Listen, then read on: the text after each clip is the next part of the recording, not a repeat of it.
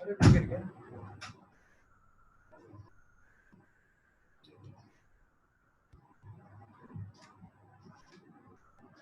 अस्सलाम वालेकुम, मेरी आवाज आ रही है आप लोगों को?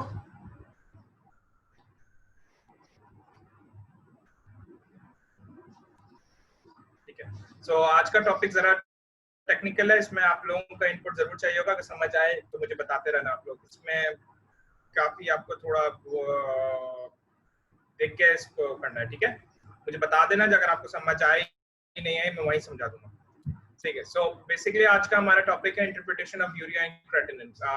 यूरिया एंड क्रेटिनिन से the first thing that comes to mind is कि ये हमारे रीनल फंक्शन टेस्ट है। So let's start. ठीक है। So what are urea creatinine? So these are the indicators of the renal function test. Even though they are not the perfect renal indicators, लेकिन हम लोग इसलिए इनको यूज करते हैं यूरिया क्रेटिनिन क्योंकि ये कॉस्ट इफेक्टिव होते हैं। हालांकि और दूसरे हमारे पास है टेस्ट, लेकिन वो बहुत एक्सपेंसिव होते हैं, इसलिए हम लोग नहीं करते। तो जनरल आपका जो गोल्ड स्टैंडर्ड्स हैं वो यही है कि रीनल फंक्शन टेस्ट है। So they define how well the kidneys are working. उसके बाद what is urea creatinine? So urea creatinine are nitrogenous end products of metabolism. Urea is primarily metabolite derived from dietary protein and tissue protein turnover. ठीक है? And creatinine is a product of muscle creatine catabolism. So the creatinine comes from the muscles of the body. ठीक है? इसमें कुछ examples ऐसे हैं कि अगर पेशेंट बहुत थिन लीन पेशेंट है, बिल्कुल ककिक है, वेट लॉस है, तो उसका क्रेटिनिन ऑब्वियसली कम ही होगा बेसलाइन से। एक पेशेंट है जो बहुत लेट्स जस्ट से एक बॉडी बिल्डर है, अच्छा खासा जो मस्कुलर है, तो उनका बेसलाइन क्रेटिनिन भी बढ़ा हुआ होगा। ठीक है, इधर आपको समझ आई ना कि वो क्रेटिनिन क्या है। जो हम लोग नॉर्मल क्रेटिनिन लेते हैं, आपने सुना भी होगा जीएफआर या क्रेटिनिन क्लियरेंस। ये बेसिकली क्या होता है कि एक young adult, when I say a single young adult या एक normal levels जो होती हैं वो ये होती है कि एक मेल है जो 30s में है जिसका वेट 60 है, तो ये आपका एक टेम्पलेट है, ये आपको नॉर्मल हम लोग कहते हैं। ठीक है। तो अब हम लोग जब भी ये बात करते हैं कि क्रेटिनिन नॉर्मल लेवल्स क्या है, तो ये एक single adult mail adult with a weight of 60 kgs and 30 years old of BMI. Normally BMI से हम लोग कैलकुलेट करते हैं, तो BMI is 18 to 22 के बीच में। So this is what creatinine is. अगर पेशेंट का जैसे फॉर एग्जांपल क्रेटिनिन का एक और चीज है, जैसे अगर पेशेंट है जिसके एम्पुटेशन हुई है, लेट्स जस्ट से उसकी वन पूरी लेग एम्पुटेट हो गई, तो उसका क्रेटिनिन क्या होगा? तो what I am expecting, normal range के अंदर होगा, बढ़ा हुआ होगा या कम होगा?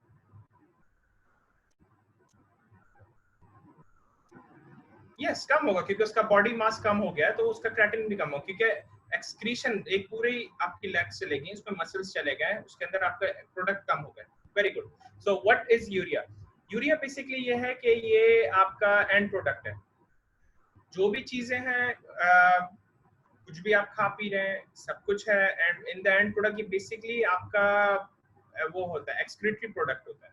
स्पेशली प्रोटीन डाइट से, जो हाई प्रोटीन डाइट्स लेते हैं उनमें यूरिया ज्यादा होता है। जो अब फॉर एग्जांपल कोई सिर्फ वो खाता है, आपका क्या कहते हैं, मीट प्रोडक्ट्स खा रहा है, सिर्फ बैलेंस डाइट नहीं कर रहा, they end up having a increase amount of urea. So normally अब एक नॉर्मल पर्सन है, उसके वेट भी सही है, उस भी सही है, उसमें अगर डी रेंज आ रहे हैं urea creatinine, this is something to be concern about.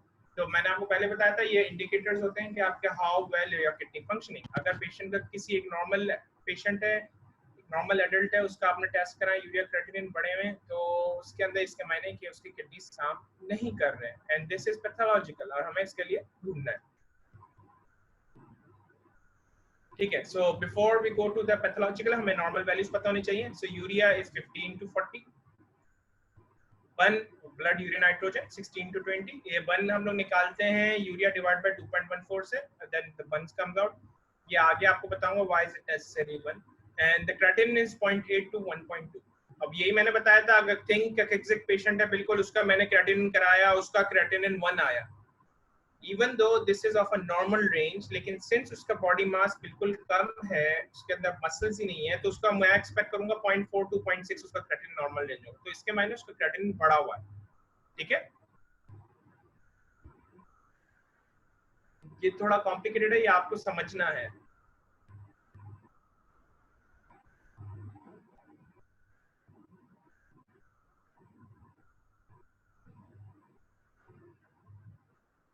चलें आगे, यहाँ तक कोई कुछ पूछना है?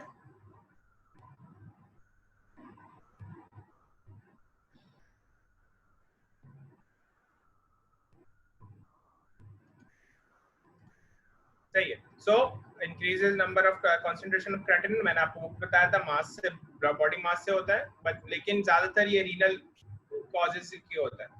सो हम लोग आरएफटीज जो पढ़ते हैं वो किस किस पे डिवाइड करते हैं हम लोग? बेसिकली एलिवेशन ऑफ आरएफटीज में रीनल फंक्शन टेस्ट में ये है कि आपका पता होना चाहिए कि क्यों बढ़ रहा है। तो मैंने आपको पहले ही बताया था, अभी एट योर लेवल आपके अगर कोई आरएफटीज रेंज जाएंगे तो हमेशा उसको तीन चीज में हमने डिवाइड करते हैं, एक pre renal, renal and post renal. ये आपको नेफ्रो वालों ने भी बताया होगा, लेकिन मैं आपको जल्दी जल्दी बता देता हूँ। So increase levels of urea and creatinine दोनों। सो प्री रीनल में क्या है? सो बेसिकली रीनल, ये आप लोगों को नेफ्रो ने बता दिया है या फिर मैं स्किप करूँ, जल्दी जल्दी पढ़ाऊँ ये?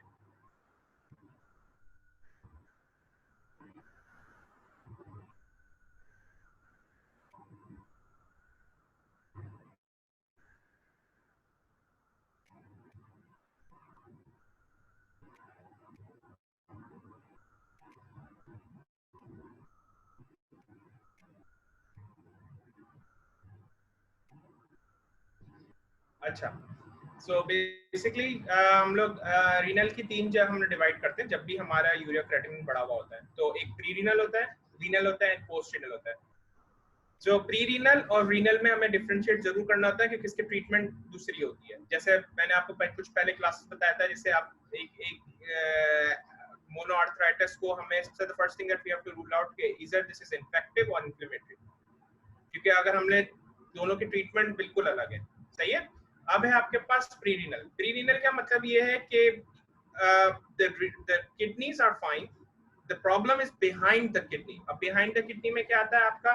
either this is heart, either this is आपकी vessels है, आपके वॉल्यूम नहीं है आपके पास। अब फॉर एग्जांपल द मेन इसमें क्या होता है कि आपको इतनी ब्लड सप्लाई या फिर इतना कुछ पहुंच नहीं रहा रीनल के अंदर, जब भी इसे प्री रीनल कहते हैं हम लोग। ठीक है, यहाँ तक समझ आ गया आप लोगों को?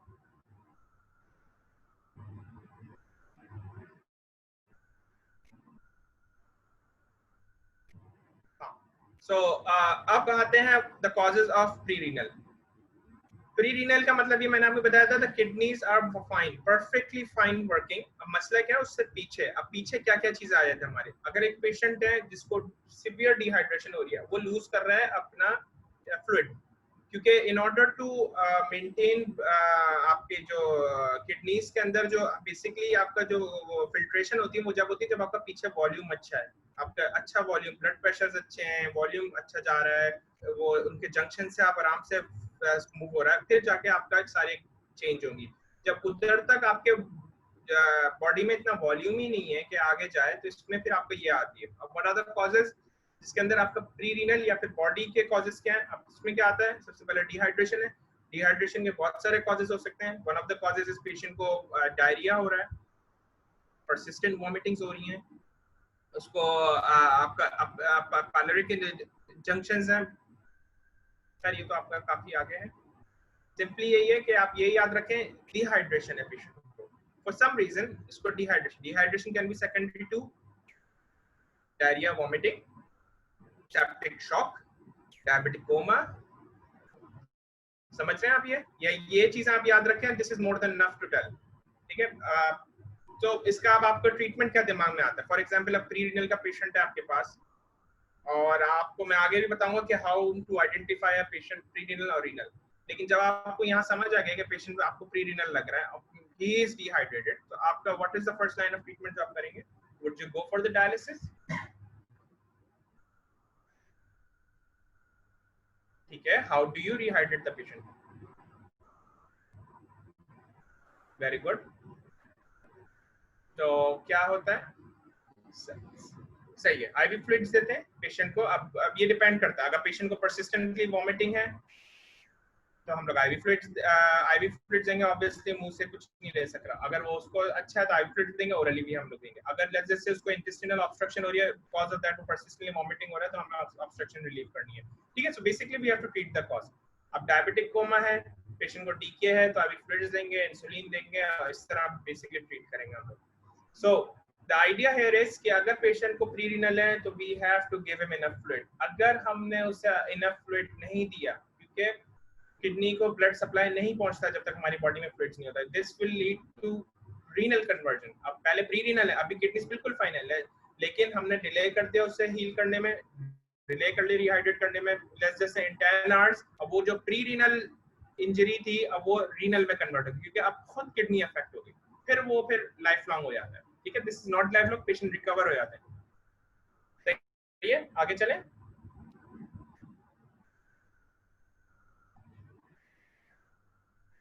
ठीक है, सो रीनल कॉजेज हैं। अब रीनल कॉजेज में ये समझ आए कि अब जो मसले हैं वो है the level of the kidneys.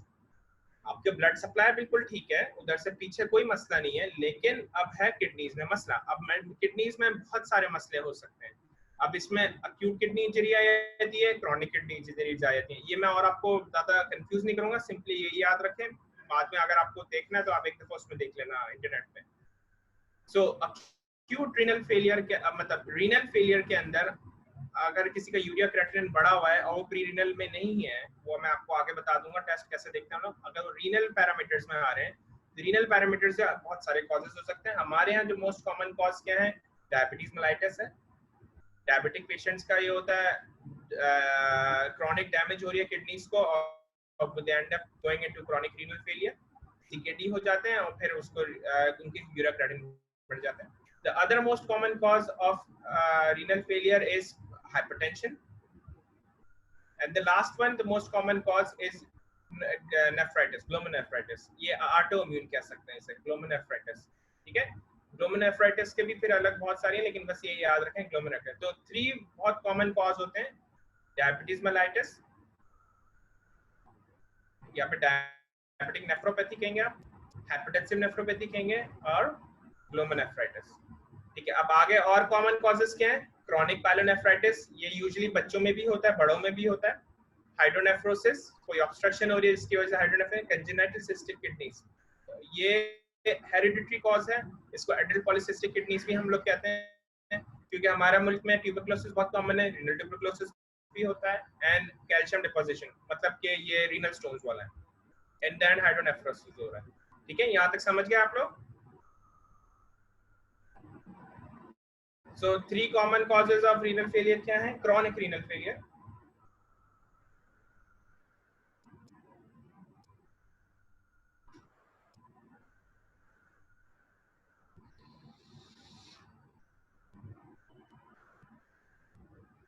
very good।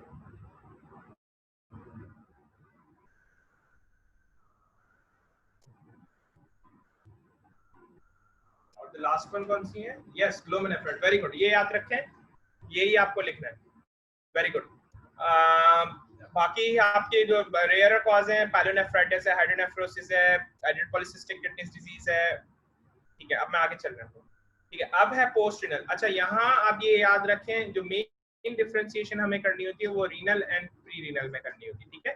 अब रीनल जो आता है उसके अंदर पोस्ट रीनल भी आ जाता है आपका। अब पोस्ट रीनल क्या मायने क्या है, the thing behind the kidney, मतलब आपका vessels, heart and liver, they are all fine, ठीक है। फिर उसके बाद किडनी itself is fine, कुछ नहीं हो रहा, बिल्कुल सही है वो। उसके बाद अब है द वाटर वर्क्स, आपके जो किडनी के बाद वाला जो आपका सारा ट्रैक है उसमें कुछ मसला है, इससे इसको कहते हैं पोस्ट रीनल। अब क्या क्या मसला हो सकता है, यूरेटर्स में मसला हो सकता है। यूरेटर में क्या है, कोई ट्यूमर आ गया, ठीक है, कोई उसके अंदर आपके स्टोन आ गया, ठीक है। दूसरा है, अब यूरेटर के बाद ब्लैडर आ गया, ब्लैडर के अंदर कोई ट्यूमर पड़ा हुआ है, कोई स्टोन्स पड़ा हुए हैं, ठीक है। उसके बाद हम लोग यूरिथ्रा में कोई स्ट्रक्चर है, कोई ट्यूमर है, कोई स्टोन है। तो बेसिकली द आइडिया इज के कोई ना कोई चीज ऑब्स्ट्रक्ट कर रही है, इधर इन अ सेंस ऑफ ट्यूमर, इधर इन अ सेंस ऑफ कोई एसओएल स्पेस ऑक्यूपाइंग लीजन है, जैसे आपका कोई प्रोस्टेट का इशू है, वो भी आपको प्रोस्टेट को ब्लैडर को बंद कर देता है। अब जब एक आपके ऑब्स्ट्रक्शन आगे नहीं जा रहा, आपका कोई यूरिन आगे मतलब एग्जिट नहीं हो रहा, तो फिर क्या होगा, बैक फ्लो होगा। अब इसके अंदर भी वही चीज है, इनिशियली आपकी किडनीज बिल्कुल सही है, लेकिन if the pathology is not being treated, तो this will leads to injury, renal injuries में आपको ले जाएगा। अब रीनल इंजरीज में फिर वो परमानेंट हो सकती है। For example strictures of urethra है, रिकरेंट आपका फ्लो बैक में हो रहा है, वो आपको हाइड्रोनेफ्रोसिस कराएगा, वो आपको पायलोनेफ्रोसिस कराएगा, और फिर the end of having a renal failure. ठीक है, तो ये आपको जनरल आइडिया समझ आएगी कि हाउ पोस्ट रीनल है।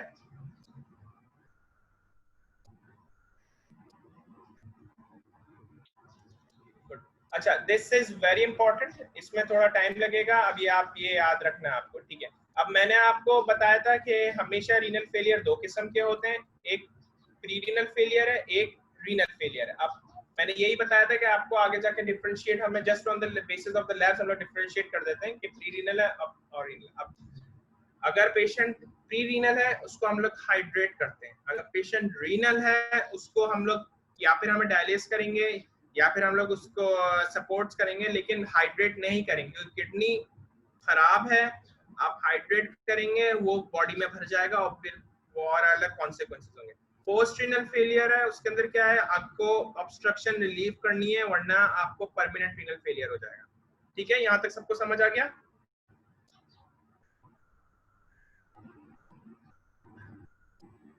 ठीक है, सो अब है कि अब how to differentiate between a pre renal failure and a renal failure, या फिर अक्यूट एटीएन भी कहते हैं, अक्यूट ट्यूबरल नेक्रोसिस। ठीक है, अब मैंने आपको बताया था बर्न टू क्रेटिनिन रेशियो होता है। बर्न टू क्रेटिनिन रेशियो का मतलब ये है कि कितना बर्न है और कितना क्रेटिनिन है। अब बर्न मैंने आपको बताया था यूरिया का 2.14, मतलब urea divide by 2.14 is equal to BUN. ठीक है, अगर ये ratio it's more than 20:1, for example अब आप नंबर्स लिखें कि अगर पेशेंट का क्रेटिनिन इज 1, ठीक है, एंड द यूरिया इज 80, तो इसका क्या रेशियो है, जल्दी बताएं मुझे।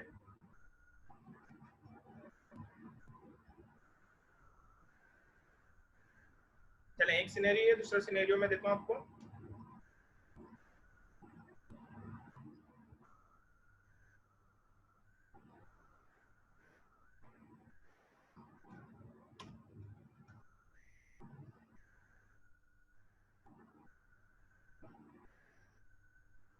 दूसरा सिनेरियो ये है, आप बताएं मुझे क्या है ये मैंने यूरिया लिखा है, ये मैंने यूरिया लिखा है। तो first what is the first thing you do, you convert the urea to 1, फिर उसके बाद आप रेशियो निकालेंगे। ठीक है, यस, वेरी गुड, तो 37 है। अब ये किस कैटेगरी में आता है?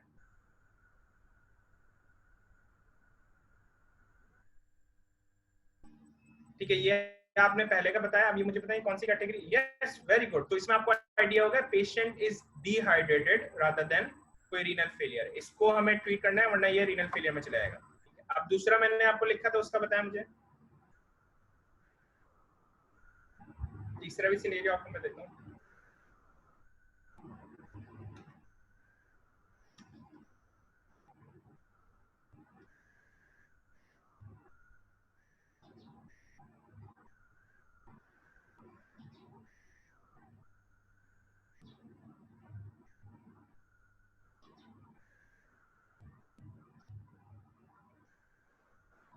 क्या रिपीट करना है?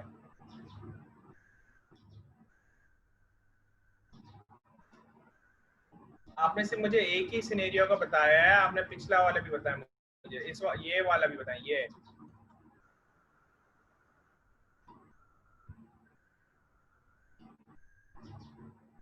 4.8 इज क्रेटिनिन, 195 इज यूरिया। अब मुझे इसका बताएं कि रेशियो निकाल के दिखाएं मुझे।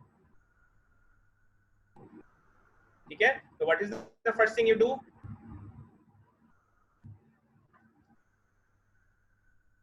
यार रेशियो तो सिंपल मैथ्स है यार। अच्छा चलो, so first thing you do is, चले हम लोग क्या करते हैं, एक मिनट, सॉरी, अरे यार क्या हो गया? अच्छा ठीक है, सो एक में से यहाँ स्लो डाउन होते हैं हम लोग अभी 4.8/195, अभी आप टाइप नहीं करना कोई, ठीक है। सो 4.8 and 198, 4.8 is creatinine, ठीक है, 195 is यूरिया। सही है, यहाँ तक समझ आ गई सबको? अब है हमारे पास, अब मुझे निकालेंगे आप वन, अब 195 डिवाइड बाय 2.2 करेंगे तो क्या निकलेगा, ठीक है, 91.1, ठीक है। अब 4.8 का क्रेटिनिन है और 91 का या 92 का 1 है। अब इसका रेशियो किस तरह निकलेगा? अब वो कह रहा है कि 1 होना चाहिए, 1:20 का होना चाहिए ratio.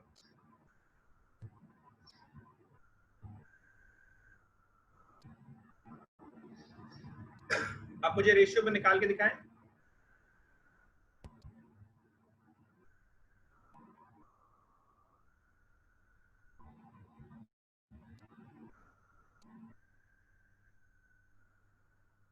Ninety two divide by 4.8 होगा ना? अब 92 डिवाइड बाय 4.8 करेंगे तो यस, वेरी गुड, सो 19.16। अब यहाँ तक सबको समझ आ गई है? यहाँ तक आप समझे बात को?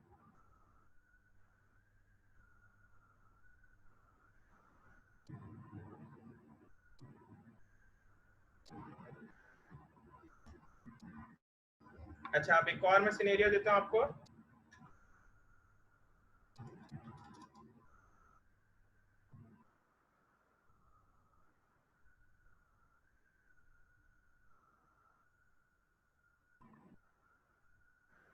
क्या मतलब पर पॉइंट में वॉल्यूम? चलो ठीक है, एनीवे अब इसका निकाले मुझे। 3 का यूरिया है, 3 का क्रेटिनिन है, 256 का यूरिया है। ये मुझे बताएंगे आप रीनल है या प्री रीनल है?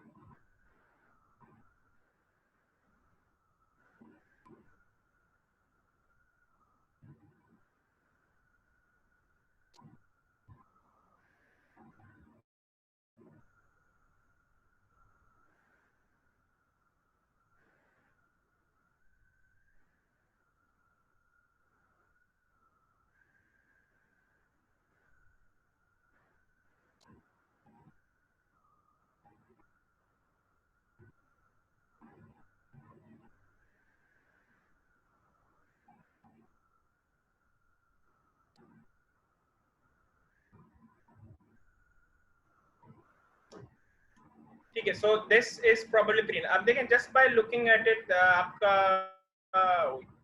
Just by looking at the scenario आपको आइडिया हो जाता है कि ये प्री रीनल है, ये आपको उसके साथ आ जाएगा विद एक्सपीरियंस। यहाँ तक आपको आइडिया होगा हाउ टू प्री रीनल और रीनल को किससे रूल आउट करना है, ठीक है।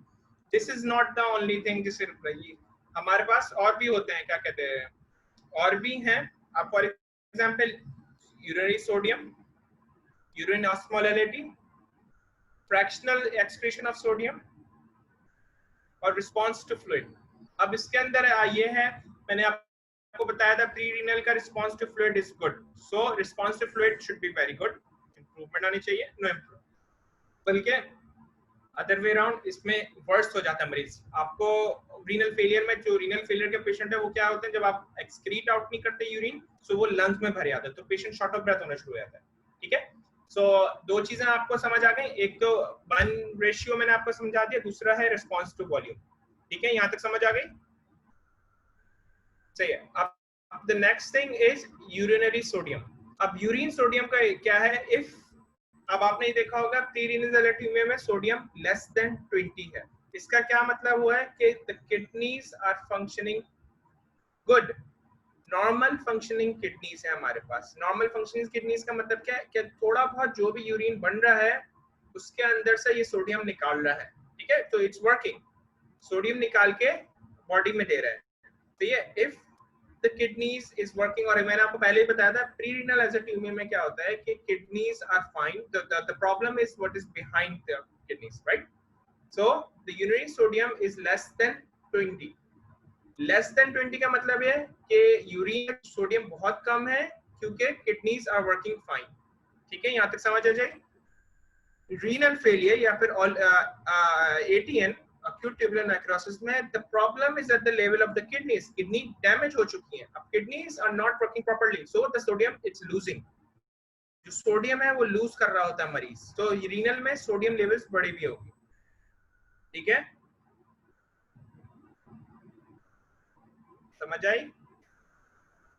लेकिन ये समझने की बात है, मैं फिर से रिपीट कर दूंगा, ये आपकी जिंदगी भर रहेगा ये करना।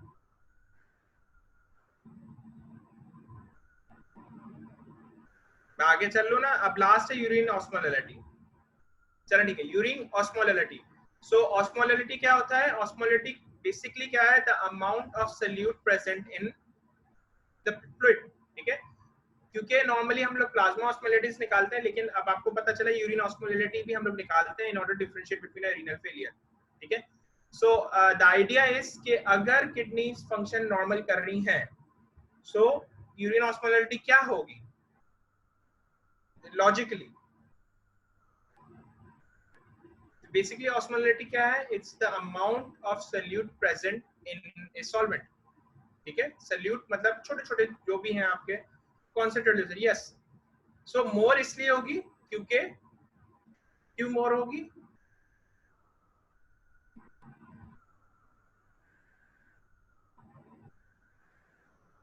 अच्छा चले, ये आपको थोड़ा इसमें लॉजिक है। अब इसमें क्या समझना है, ये देखें, पेशेंट प्री रीनल एजिथेमिया में, पेशेंट में अंदर अपनी बॉडी के अंदर कोई फ्लूइड नहीं है, तो किडनी ओवर काम करेगी, राइट? ज्यादा काम करेगी, ज्यादा इफेक्टिवली काम करेगी। क्यों? क्योंकि जो थोड़ा बहुत फ्लूइड है वो नहीं वेस्ट करेगी यूरिन में, इसलिए यूरिन बहुत कॉन्सेंट्रेटेड आता है। आपने देखा होगा जब भी जैसे गर्मियों में यूरिन बहुत कॉन्सेंट्रेटेड हो जाता है, वो इसलिए होता है, उस यूरिन में वेरी हाई ऑस्मोलैलिटी होती है। अब एक पेशेंट है जो सफर कर रहा है रीनल प्री रीनल एजिथेमिया में, अब क्या होगा? उसके अंदर आपका solute, kidneys will be working fine, वो सारा फ्लूइड खींच लेगा ताकि वो लूज ना हो, और यूरिन बहुत कॉन्सेंट्रेटेड हो जाएगा। ठीक है, यहाँ तक समझ आ गई? तो प्री रीनल एजिथेमिया में कॉन्सेंट्रेटेड यूरिन होगा, इसलिए उसका यूरिन ऑस्मोलैलिटी हाई होगी। सही है? अब रीनल फेलियर में क्योंकि किडनीज काम ही नहीं कर रही, खराब हो गई हैं, तो वो कॉन्सेंट्रेट ही नहीं करेगा यूरिन को। जब वो यूरिन को कॉन्सेंट्रेट नहीं करेगा तो उसका यूरिनरी ऑस्मोलैलिटी डाउन होगी। यहाँ तक समझ आ गई? तो चार चीजें होती हैं बेसिकली हमारे पास। The first is burn to creatinine ratio. The second is urinary sodium. The third is urinary osmolality, and the last one is response to fluid. ठीक है, फ्रैक्शन ऑफ सोडियम छोड़ दें, ये जरा मुश्किल है ये चीजें, लेकिन ये भी मुश्किल है, लेकिन आप अपना कॉन्सेप्ट इस पे बना देंगे ना, फिर आपको हमेशा याद रहेगा।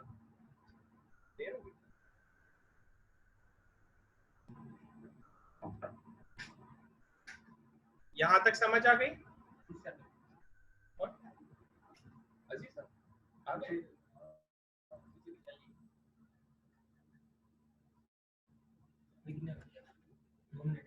चले ठीक है, यही मुझे समझाना था आप लोगों को, होपफुली आप लोगों को समझ आई है।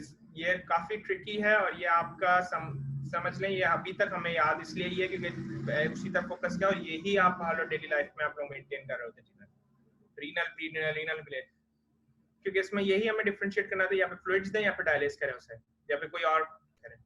कि प्री रीनल को आप डायलिस नहीं कर सकते क्योंकि अब ऐसी ब्लड में वॉल्यूम नहीं है, पेशेंट कोलैप्स कर जाता है। ठीक है, थैंक यू, अल्लाह हाफिज। अभी भी कोई चीज पूछनी है?